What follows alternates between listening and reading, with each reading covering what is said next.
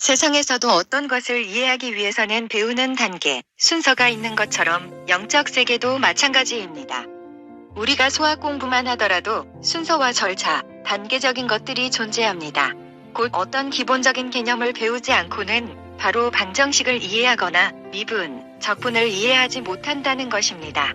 그 수학 공식을 이해하기 위해서는 그것을 이해할 수 있게 만드는 수학적인 공식, 기초들을 먼저 배우고 그 단계를 거쳐가야지 미분, 적분, 방정식 등을 이해할 수 있습니다. 간단한 더하기, 뺄셈도 마찬가지로 그것을 이해하기 위해서는 숫자에 대해 이해해야 더하기 뺄셈을 이해하는 것과 같습니다. 숫자라는 것을 이해 없이는 더하기, 뺄셈도 이해할 수 없습니다. 곧 어떤 것을 이해하기 위해서는 그것을 이해하기 위한 밑바탕의 기초를 이해하고 있어야 한다는 것입니다.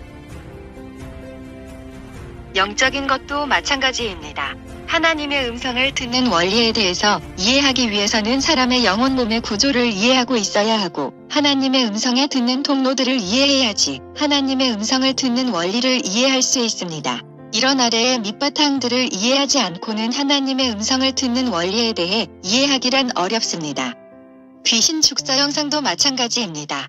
많은 사람들이 귀신 축사를 통한 귀신과 대화하는 것을 이해하지 못하는 이유도 성경으로 판단하기보다 자신의 이성과 경험 등으로 판단하는 것뿐만 아니라 귀신 축사를 통한 대화하는 것을 이해하기 위해서는 귀신의 존재를 믿어야 할 뿐만 아니라 영이 어떻게 자신을 드러내는지 이해해야 하고 귀신이 사람 안에 살 수 있다는 것을 믿어야 합니다.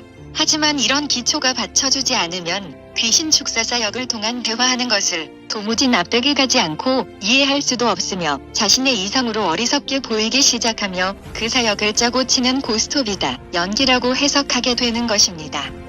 이것은 모든 영적 사역이 마찬가지입니다.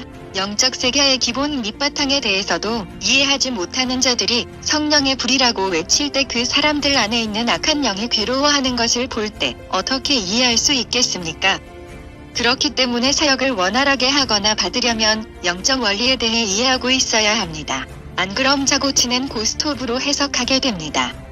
예로 들어 드리겠습니다. 많은 사람들이 사역에 대한 이해 없이 영상을 통해 안수 사역을 받는 것을 보고 반응이 일어나는 것을 보고는 자신도 안수 사역을 통해 저렇게 반응이 일어날 것을 믿었는데 그 사람이 안수 사역을 받고 아무 반응이 없을 때 어떻게 그 상황을 해석할까요?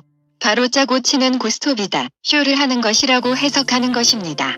곧 영적 세계에 대한 무지로 이런 잘못된 해석과 판단들이 나오고 이런 잘못된 판단이 거짓 소문으로 퍼져나가는 것입니다. 곧 많은 사람들이 영적 사역에 대해 잘못 판단하는 이유도 그 사역을 이해하는 기본 밑바탕에 대한 이해 없이 그 사역을 이해하려고 하고 판단하려고 하기 때문에 잘못 판단하는 것입니다.